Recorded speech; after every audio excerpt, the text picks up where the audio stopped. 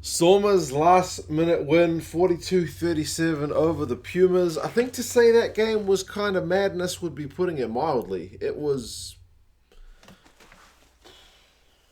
phenomenal stuff. Yeah, I got up at 6 o'clock in the morning here in New Zealand. That's when the game kicked off. By the time I got the TV on, it was basically a minute to the game, and the Pumas were lining up a kick at goal.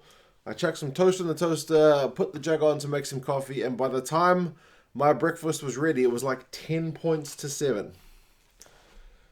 Penalty earned to the Pumas. I didn't even see what that was for because, like I said, it was the first minute. I think it might have been at the breakdown. And then about a minute later, Pretorius gets a try from a Herschel Yankees charge down. He charged down Williams, the fullback. Pretorius goes over for the try. 7-3 first lead change.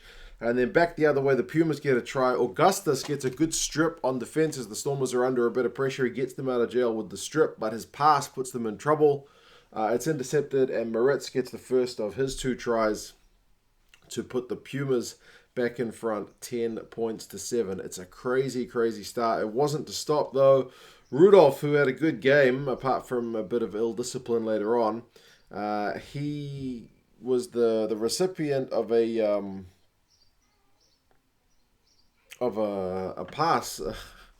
I'm still a bit scrambled. A chip and chase, and from the Pumas, there was a chip and chase, and Rudolph was running a good support line, managed to go over for a try. 17-7. They kicked a penalty on 19 and 22 minutes to make it 20-7, and then 23-7. They maybe could have had another one when Williams had a clean break. There was an overlap. I think he should have just passed it to the man outside him, but he tried to go for the kick through, and the kick ended up getting blocked, so that was kind of a missed opportunity. 27 minutes.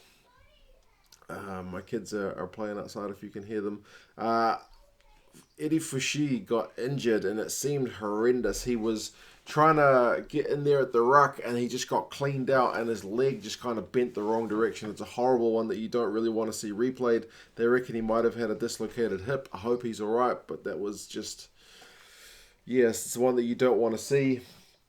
And a few minutes later, Herschel Yankees got a try. Loose passing, Dan Duplessis gets the line break, and they're able to get the pass through to Herschel Yankees.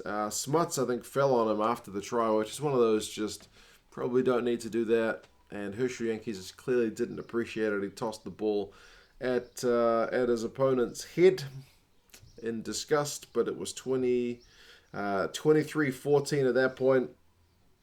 Van der Bank got a try from a big Rudolph line break. As I'm talking about, that guy Rudolph, I was trying to get which one happened first, his try or his assist. He had a big line break in the middle of the field and managed to get it to Van der Bank, who was running a good support line, and it made it 30 points to 14. He got man of the match as well on a losing team. He was just everywhere. He had try assists, try, turnovers. Van der Bank was just absolutely everywhere. Halftime stats, the Pumas have had more possession, less territory, 61% possession, 47% territory. They've beaten 11 defenders to 8. They've had 5 clean breaks to 3. They've had to make fewer tackles because they got more ball. They've had more run meters, 227 to 135. The Stormers have gotten out of jail a few times with some turnovers, 6-3, but overall they've been under the pump a little bit. The Pumas seemingly don't do themselves any favors with Rudolph getting a yellow card. He's got Herschel Yankees by the arm, trying to get him into touch, and after he gets him into touch, he gives him one extra fling and flings him into the advertising hoardings. The ref does not look at that favorably, and it's a yellow card. However, during the yellow card, it's the Pumas who get a try. You're thinking maybe this is an opportunity for the Stormers to get back into it. Not at that point. It's Moritz again, and it's that man Van der Bank. He gets a run, gets a little over the advantage line, and a little chicken wing offload, and a great conversion as well from Maria, I think it was, who's come on for Fouché. 37 points to 14. That's a ton of points to be scoring in not quite a point a minute, but not too far off it. But that's the end of it for the Pumas. Fouché on the other side gets a try on the Stormers on 61 after a huge period of pressure, 37-21. And then kind of 10 minutes of the Stormers building. Umbanambi goes over from a maul try, 37-28. 73 minutes, man, the Pumas defense is really starting to fall off here. They go kind of the commentator called it a coast-to-coast try. Some great hands. Edville van der Merwe down one wing. Pretorius had a great take from Galant, who tried to kind of flick a ball away, and it was down low. Pretorius did well to take it, and he got the pass to Zas, who went over for the try. So it's on one wing to the other wing. That makes it 37-35, absolutely game on. And then on 77 minutes, 78, Galant gets a try. They checked Schickerling's pass to make sure it wasn't forward. It was probably flat. And it's a pretty small in-goal area at that stadium. And Galant went over for the try with a leading, like ball in one hand, other hand leading. And that leading hand was almost over the dead ball line before he got the ball down, but not quite. So Stormers go in front with a couple of minutes to go. 42 points to 37. That is the way she finished. Hell of a game. Great way for me to start my day.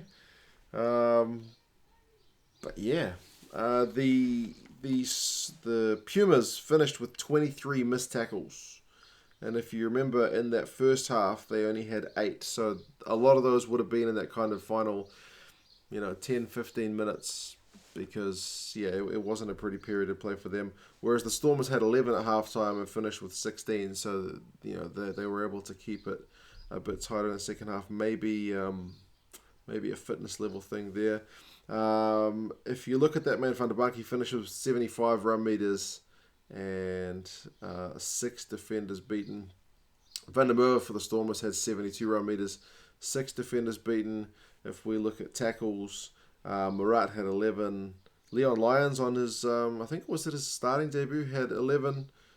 For the Pumas, top man was Van der Bank with 15. So, yeah, he was just absolutely everywhere. Deserved man of the match, unfortunately for him, not to be in terms of the result. But yeah, man, what can I say?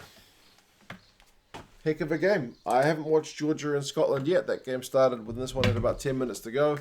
I will watch that one a bit later. My kids have got to go to their rugby class this morning, so we'll do that first.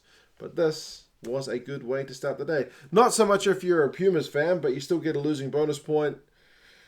Just that final kind of 15, maybe 20 minutes, especially the final 10, that was costly. Stormers fans, probably not all that convincing, but you'd have to be happy with the way your team stuck at it. So yeah, hopefully the guys who got injured, I think Kolisi had a problem with his leg, and like I mentioned, Eddie Fushi with his hip. Hopefully these guys recover in good time. But yeah, if you guys watch the game, let me know your thoughts, and I'll talk to you again soon. See you later.